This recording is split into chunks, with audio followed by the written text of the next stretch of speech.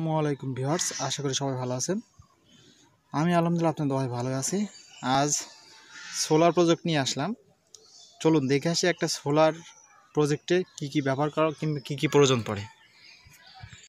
Solar project তৈরি করতে গেলে প্রথমে প্রয়োজন হলো একটি সোলার প্যানেল। এটি একটি 10 ওয়াটের প্যানেল, একটা চার্জিং কন্ট্রোলার, একটা ছোট একটা ব্যাটারি। এটা হলো 12 ভোল্টের 8 এম্পিয়ারের একটা ব্যাটারি, কিছু তার, একটা কাটিং, একটা টেস্টার আর একটা এলইডি লাইট। চলুন দেখে আসি কীভাবে এটি ফিটিং করতে হয়। চলুন দেখি কীভাবে কানেকশন করতে হয়। এটা হলো ব্যাটারি, এটা হলো প্যানেলের কেবল, এই সাইডটা আসছে, আর এই সাদাটা হলো ব্যাটারি কেবল। চলুন কানেকশন দিয়ে দেখি। তার আগে আমরা একটু দেখে নিই যে এখন সোলার থেকে কত ভোল্ট আসছে।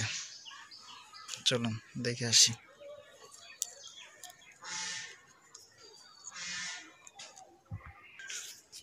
চলুন দেখি নিই। এখন 19 পয়েন্ট আছে, সোলার থেকে 19 ভোল্ট আসছে। চলুন এবার কন্ট্রোলের সংযোগ দিয়ে নিই। কন্ট্রোলারে সংযোগ দেওয়ার ক্ষেত্রে সর্বপ্রথম ব্যাটারি তার দুটো প্লাস মাইনাস দেখে লাগা নিতে হবে। এটি হলো ব্যাটারি, এই যে আপনি টের পাচ্ছেন, এটি হলো ব্যাটারি।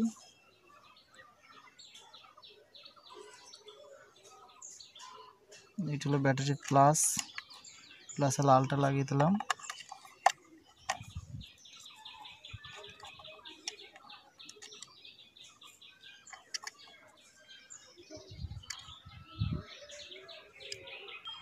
এই হলো আমরা ব্যাটারি কানেকশনটা লাগাই নিলাম প্যানেলের সোলারের ব্যাটারিটি। এই হলো সে ব্যাটারির তার, ব্যাটারি থেকে আসছে, এই হলো কানেকশন করে নিলাম। এবারটা প্যানেলের কানেকশন। এখন ব্যাটারিতে 12.7 ভোল্ট আছে। চলুন এবার আমরা প্যানেলের এই তার দুটি আমরা মিটারে সংযোগ দেবো। এই যে আমাদের ব্যাটারির তারটিও প্যানেলে সংযোগ করে দিয়েছি, কন্ট্রোলার সংযোগ দিয়ে দিয়েছি প্যানেলের তারটিও।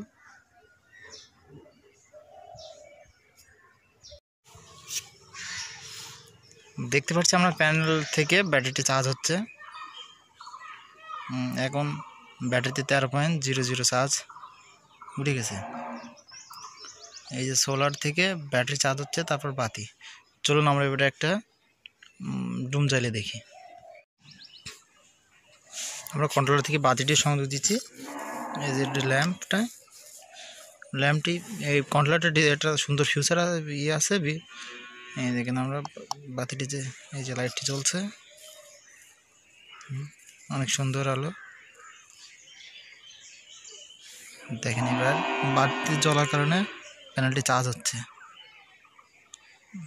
প্যানেল থেকে চার্জটা আসছে 12.7 ভোল্ট। এই যে ব্যাটারিটি,